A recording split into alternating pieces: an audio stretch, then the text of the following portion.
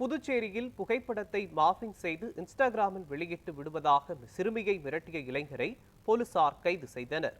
புதுச்சேரியைச் சேர்ந்த 16 வயது சிறுமி ஒருவர் இன்ஸ்டாகிராம் மூலம் ஒரு இளைஞரிடம் பேசி பழகிய நிலையில் அந்த நபர் சிறுமியை காதலிப்பதாக கூறியுள்ளார்.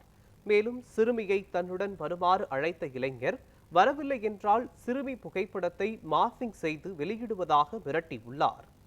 இது குறித்து அளிக்கப்பட்ட புகாரின் பேரில் விசாரணை மேற்கொண்ட சைபர் கிரைம் போலீசார் மன்னார்குடியைச் சேர்ந்த முஜிப் அலி என்பவரை கைது செய்தனர்.